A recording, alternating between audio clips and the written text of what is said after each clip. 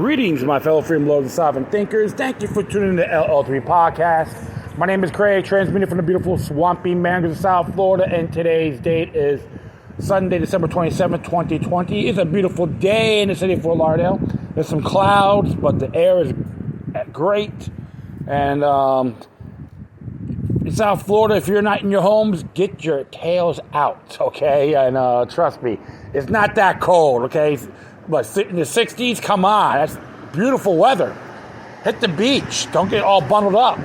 However, I want to make this one pretty brief. But first, I'd like to thank some of my colleagues that sharing information about in reference to the Nashville bombing, which that's why I never jumped to my own conclusions, but I always try to see things a lot more broader. And I know I read someone from Parler told me it was a missile. He go to his page, seen the missile. It looks like a missile figure going like straight down, and boom, it exploded in that one area. And another thing as well was another video I seen, because I get stuff from before it's news.com. I think the gentleman's name is Wayne Jocko or Mike Jocko. I'm not so sure. I posted on Facebook and Twitter, so check it out. And he talked about a direct energy weapon. So that's like, it makes a lot of sense too, because certain areas, like the building, say hit that particular building or exploded, but the building never really came down. It's just a lot of those communications got compromised.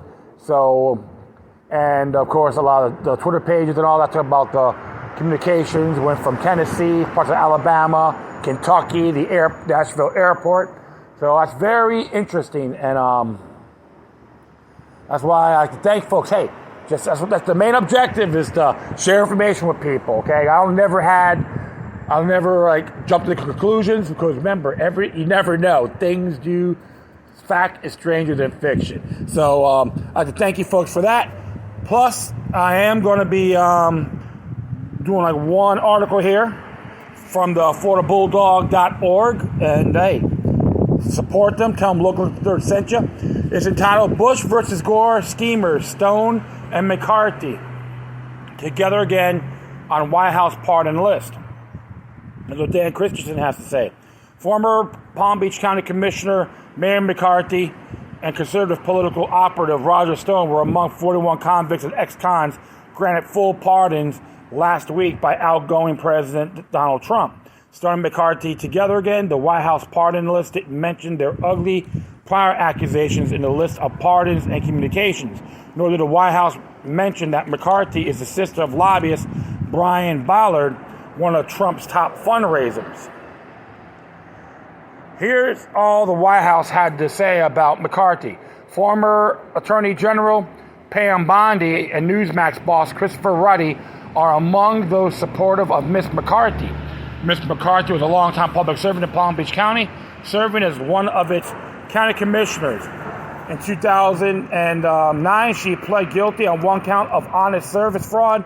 The Supreme Court has since interpreted that statute more narrowly, meaning that Ms. McCarthy's conduct may not be criminally prosecuted today. As for Stone, President Trump had previously commuted Mr. Stone's sentence of 40 months in prison following his conviction on 7 felony counts in July of this year. Mr. Stone is a 68-year-old man with numerous medical conditions. Due to prosecutorial misconduct by Special Counsel Mueller's team, Mr. Stone was treated unfairly. He was subjected to a pre-dawn raid of his home, which the media conveniently captured on camera. Mr. Stone also faced a potential political bias at his jury trial. Pardoning him will help to right the injustices he faced at the hands of Mueller investigation. According to the Epoch Times, he's claiming he's filing a $25 million lawsuit against members of that team, including the Department of Justice. Okay, so it's going to be very interesting. And you know me, I'm not a Roger Stone lover by any means, but I have questioned the raid and how come, and I never got a response from Sheriff Gregory Tony. And I asked him, have you gave him authorization to do the raid? He never responded. I wonder why. Always got to question these people, okay? That's how my little rant on that aspect. The Stone and McCarty scheme. The Stone and McCarty scheme will involve the disputed presidential election of 2000, Bush versus Gore, and how then a low-profile political dirty trickster and McCarty, a sitting Palm Beach commissioner and former chair of the county's Republican Party, sought to pressure the Florida Supreme Court to rule in favor of George W. Bush in the ballot recount battle.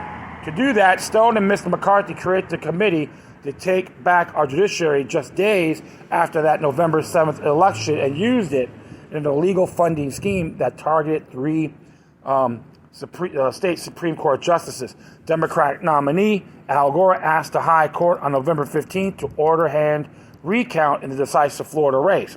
The story of what happened was laid out in testimony elicited by the Florida Elections Commission in 2003. The Florida State Administrative Law Judge Harry L. Cooper concluded that McCarty, the committee's chairwoman, was a front for a campaign orchestrated by Stone, who then owed $2.2 million Bayfront mansion in Surfside. He ruled McCarty violated these state campaigns. Interesting connection. Yeah.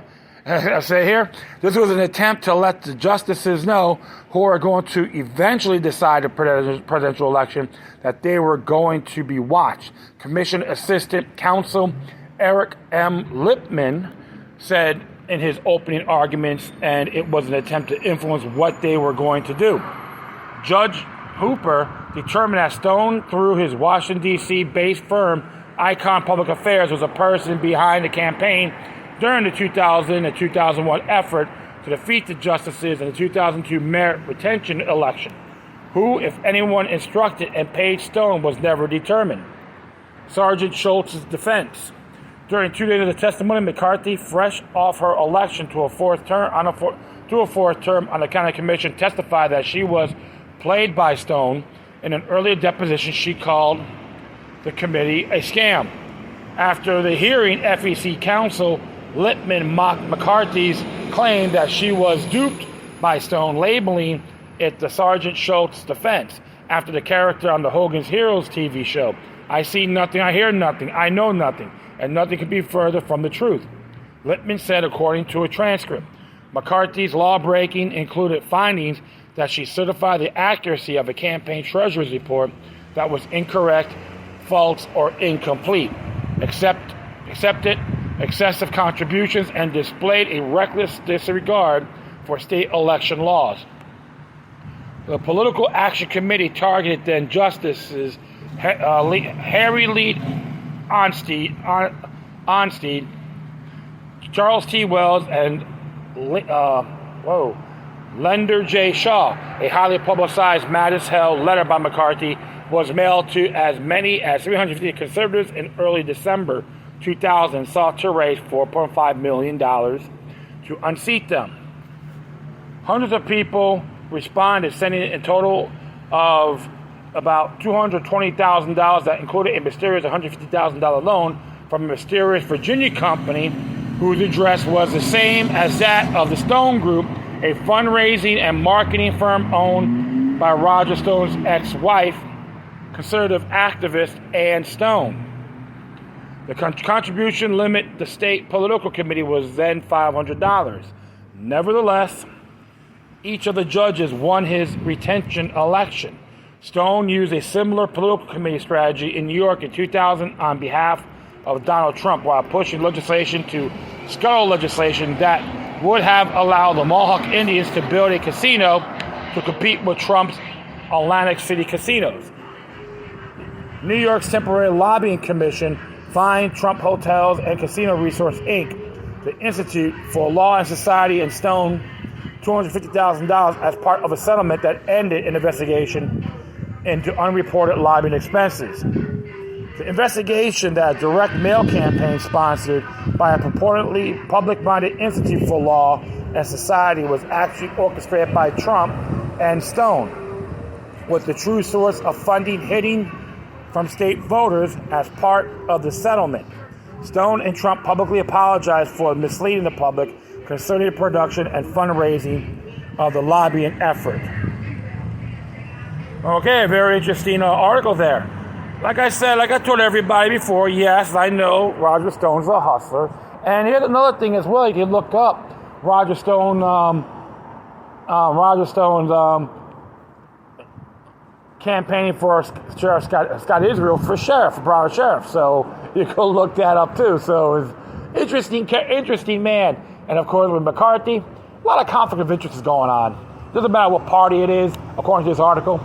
So that's why, a person like myself, I've always been vigilant in these areas, politics and all that. Doesn't matter who's in there. You go by your oath. If not, leave. That's why you always got to put their feet to the fire. And what makes me laugh, too, because a good example, Donald Trump, everyone voted for Joe Biden because they hate that man, they hate Trump's guts. That's pretty absurd, too, when you look at that. That's a real unmerited reason. Because, oh, yeah, we'll bring in this crook, that's okay, because we hate one man. Right there, you're not an informed person. You let your passion supersede your logic. But this is a pretty interesting article, so I had to let you guys know my intake on this. Of course, government in Latin means control of the mind. You're always going to have hustlers from all walks of life. So you know what, folks? Always remain vigilant. Period. Well, that will be it. I would thank everyone for listening. Plus, feel free to download and share us throughout your social media networks. If you have any questions, comments, if you something that's interesting you want to check out, whatever you do, please send your correspondence to Gore. Furthermore, I'll leave the footnote of this article on my Spreaker page. And if you want to contact me, you can hit me at lookyourluck3@gmail.com or lookyourlucknumbers03@protonmail.com. If you want to do a donation, you can hit me at paypal.me/lookyourluck3 or Cash app with the hashtag $lookyourluck3. And show some support to the Florida Bulldog as well. Once again, thank you for your time. Plus, always remember that demoniac resistance is healthy for the soul and can liberate humanity. Until next time, take care of yourselves. Keep on spreading love. And may your guardian spirits be with you.